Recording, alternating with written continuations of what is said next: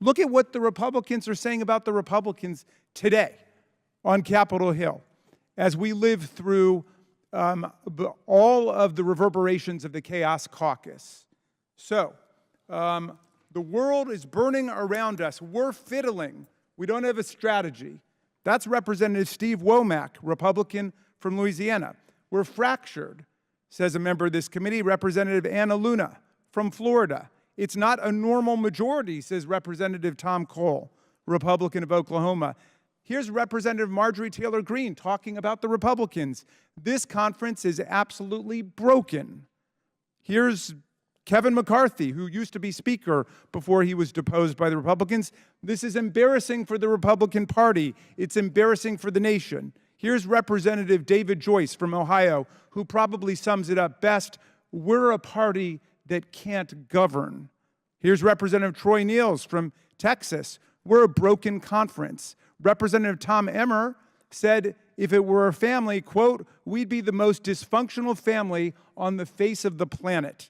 Here's Representative Austin Scott, who ran briefly for Speaker in the speakership sweepstakes taking place right now. It makes us look like a bunch of idiots. And Representative Mark Alford from Michigan, another Republican, we are a ship that doesn't have a rudder right now.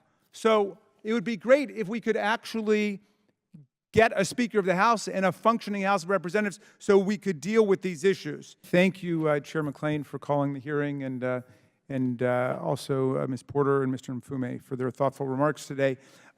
Look, the American people want a tax system that is simpler, fairer, and more responsive. And I wish that we could have hearings on each of those. I mean, just to take a look at simplicity, for example, I've lived in foreign countries where they don't have a multi-billion-dollar business in H&R Block and all of these companies that are trying to help people understand their taxes. And most people's taxes, 90% of the people's taxes could be done in 15 minutes or 20 minutes, which is what it's like in countries around the world. We should be having a hearing about why we have a $10 billion a year plus business in helping people do what the government should be helping them do instead. But what we've got is one more hearing to beat up on the IRS as part of the program to deconstruct the administrative state, as Steve Bannon promised at the beginning of the Trump administration, and we're right in the throes of it.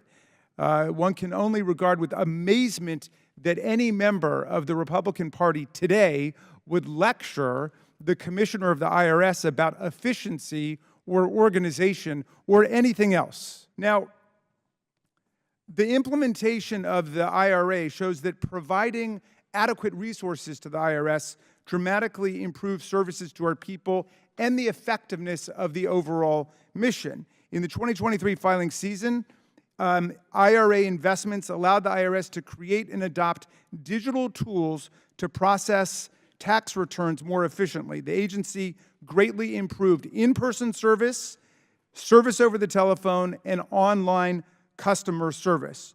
But we know a lot more needs to be done. I have a constituent who came in to see us in August. He and his wife had filed their taxes in April. They got their refund from the state of Maryland in 2 weeks. After 5 months and multiple attempts to get the IRS to send their tax refund, they still couldn't get it. They reached out to my office in desperation, and we were able to work with the taxpayer advocate to make it happen. But nobody should have to go through that experience of bureaucratic lethargy and frustration like that. But we know that you're making improvements. It's moving in the right direction, but you're writing against a background of decades of deliberate underinvestment. Well, the IRA is also making administration of the tax system more equitable. You're hiring experts who can audit and enforce tax laws against big corporations and ultra-wealthy filers who've been able to get away with a lot before that. Commissioner Werfel, how has the IRA allowed IRS to crack down on tax cheats? Is the investment the American people have made paying off in terms of the money we're getting back? It is, Ranking Member Raskin, it absolutely is. And we are putting the money to work today to take a variety of different steps. We're increasing the number of audits on our largest corporations using analytics that we've invested in to make sure that we select the right corporations that are the highest risk of shielding income inappropriately. We've increased the number of audits on complex partnerships, something that GAO has pointed out, how anemic our partnership audit rate is.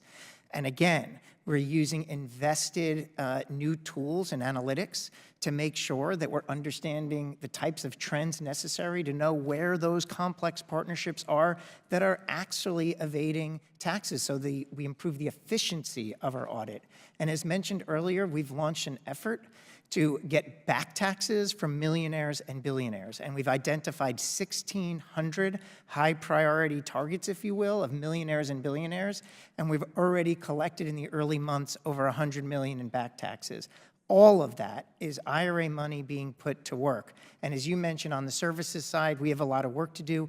Building block by building block, we are making changes to our services to make that story that you told a thing of the past. Thank you very much. I yield back, Madam Chair.